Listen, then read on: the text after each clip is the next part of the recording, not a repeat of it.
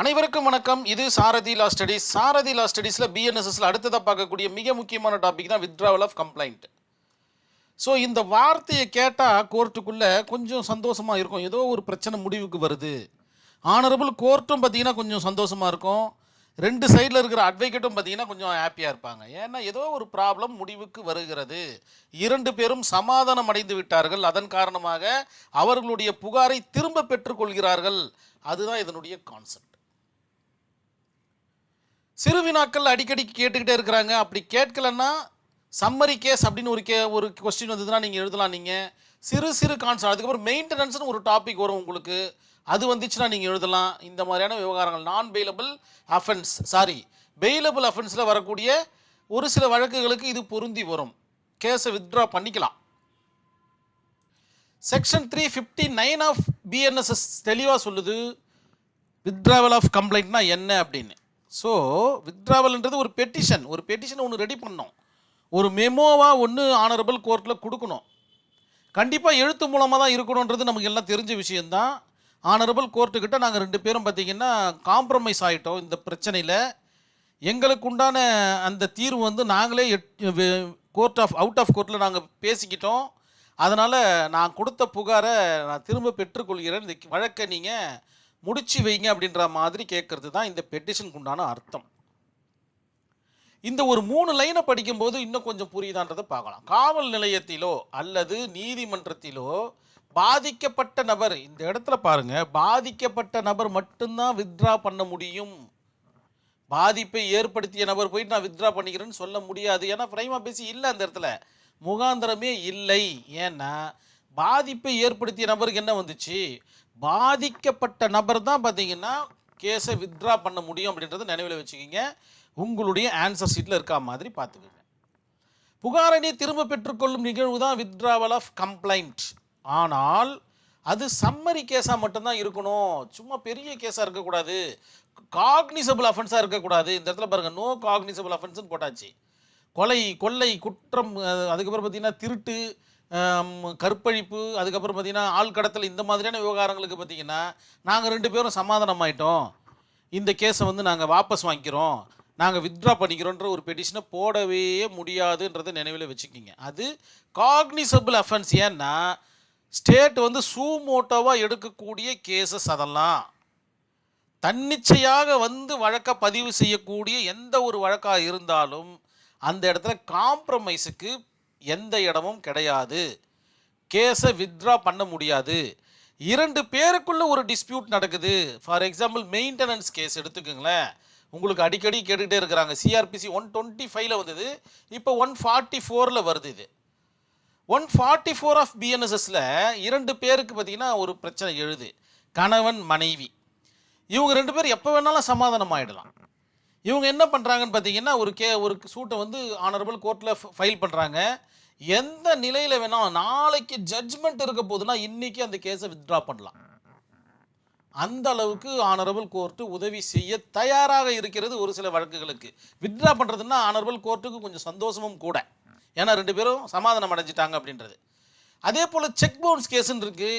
ஒருத்தர் செக்கு கொடுக்குறாரு, ஒருத்தர் செக்கு வாங்குறாரு, அந்த செக்கிற்கு உண்டான தொகை இல்லாதனால செக்கு திரும்ப பெறப்படுகிறது. அதன் காரணமாக 138 ஆஃப் என்ஐ ஆக்டில் வழக்கு பதிவு செய்கிறாரு.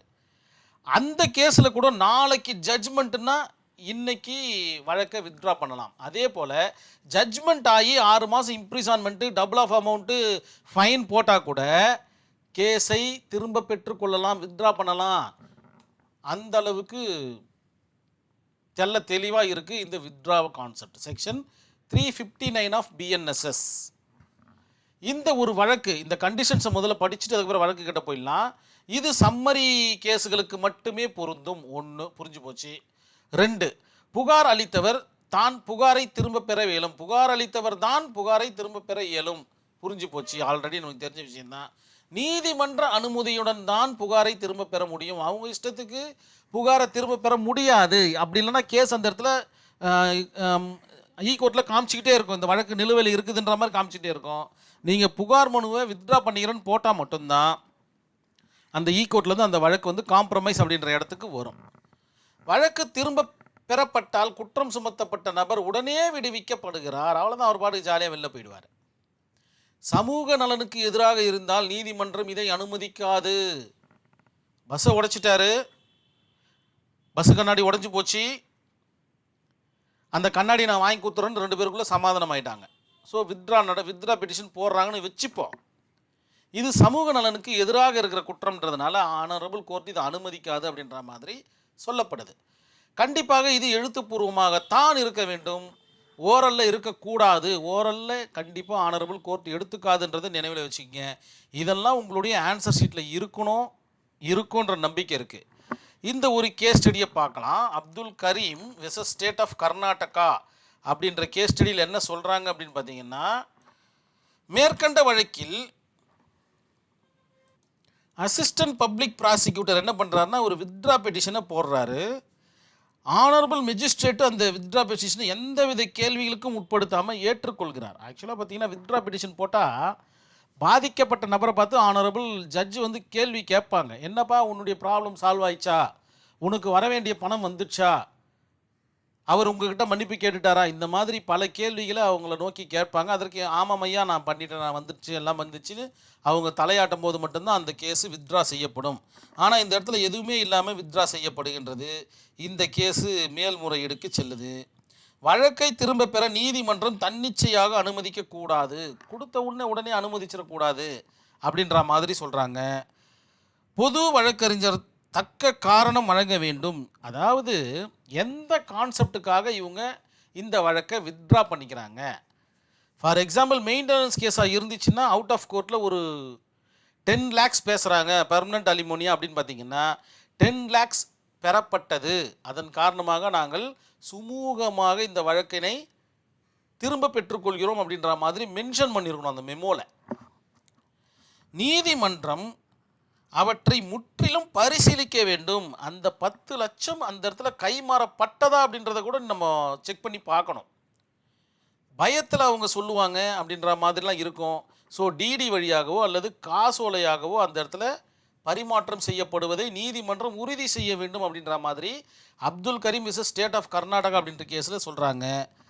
அரசாங்க உத்தரவுகளால் வழக்கை திரும்ப பெற இயலாது. அரசாங்கம் திடீர்னு ஒரு உத்தரவிடுதுன்னா அதற்காகலாம் வழக்கை திரும்ப பெற இயலாது அப்படின்ற மாதிரி இந்த வழக்கில் சொல்லிடுறாங்க. உங்களுடைய கொஸ்டினில் வந்துச்சுன்னா உங்களுடைய ஆன்சர்ஸை மிக நேர்த்தியாக எழுதுங்க.